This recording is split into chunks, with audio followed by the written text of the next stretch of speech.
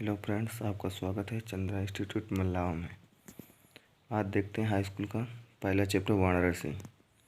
वाराणसी इतना important chapter है कि बोर्ड में आने की संभावना बनी रहती है। अब चलते हैं इसके बारे में।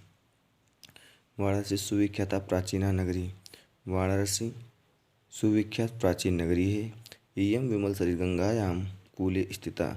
यह श्वेत जल तरंगों वाली गंगा के किनारे स्थित है। अस्याः घंटानां वलयाकृति पंक्ति थवल्यां चंद्रिकायां बहुरास्ते।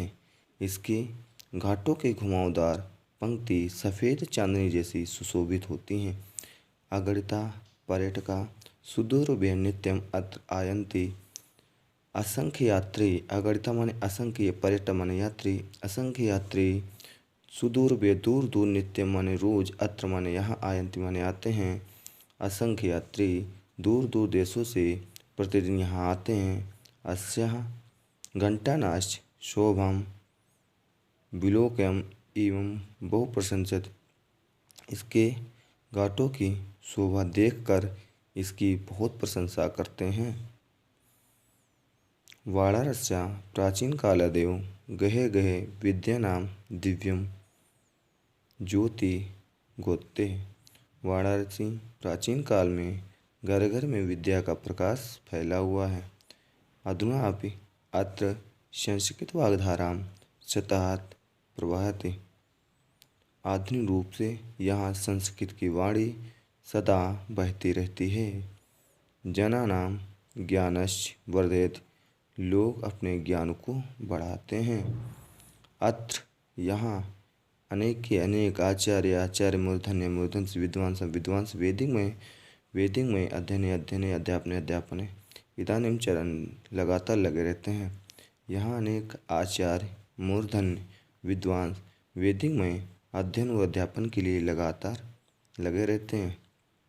न केवल भारतीय ही नहीं, अपितु बल्कि विदेशी भी गूढ़ाभ्याम अध्ययनम अत्र आगच्छति।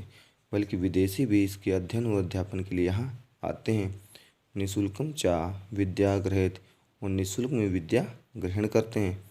अत्र हिंदू विश्वविद्यालय, संस्कृत विश्वविद्यालय, काशी विद्यापीठम इत्येते त्रयः विश्वविद्यालयाः सन्ति।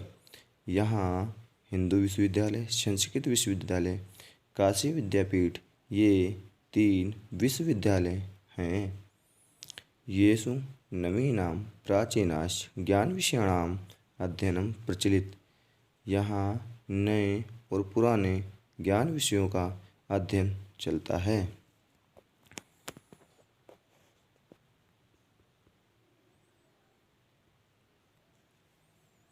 एषः नगरी भारतीय संस्कृत भाषायाः केन्द्रस्थलम् अस्ति। यह नगरी संस्कृत भाषा के भारतीय संस्कृत भाषा की केंद्र स्थली है। इत एव संस्कृत वाग्मस्य संस्कृतेः आलोका सर्वत्र प्रसरता। इतएव इसलिए यहाँ संस्कृत का वाग्मय और संस्कृत का प्रकाश सब जगह फैला हुआ है। मुगल युवराजा दारा शिकोह अत्रागत्य। मुगल युवराज दारा शिकोह अत्रागत्य आए। भारतीय दर्शन शास्त्र का अध्ययन अकरोत माने किया। मुगल युवराज दारा शिकोह आए और भारतीय दर्शन शास्त्र का अध्ययन किया। सा ज्ञानेन तथा प्रभाविता, लोग उनके ज्ञान से प्रभावित हुए। अभवत माने हुए। यत तेनोपनिषदाम अनुवादम फारसी भाषायां कारितः, और उन्होंने उपनिषद का अनुवाद फारसी भाषा में किया। इयं नगरी विविध धर्माणां संगम स्थली। यही नगरी विविध धर्मों की संगम स्थली है। महात्मा बुद्ध, तीर्थंकर, पार्श्वनाथ, शंकराचार्य, कबीर, गोस्वामी तुलसीदास, अन्यच्च बहवः महात्मानाम् अत्रागत्य स्वीयान् विचारान् प्रसारयत्। महात्मा बुद्ध, तीर्थंकर, पार्श्वनाथ, शंकराचार्य, कबीर, गोस्वामी तुलसीदास, अन्य अनेक महात्माओं ने आकर अपने विचारों को फैलाया।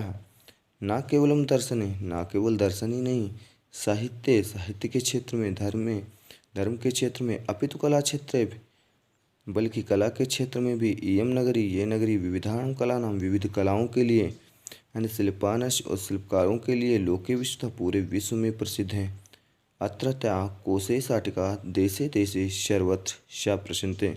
यहाँ की रेशमी साड़ियाँ हर देश देश से पसंद की जाती हैं। अत्रत्या प्रस्त्या मूर्ति प्रतिष्ठा।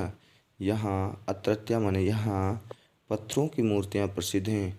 एवं निजम प्राचीन परंपरा। यहाँ नए और पुराने नियमों का इदानी परिपालन नियमों का पालन किया जाता है। तथैव गीयते कवि भी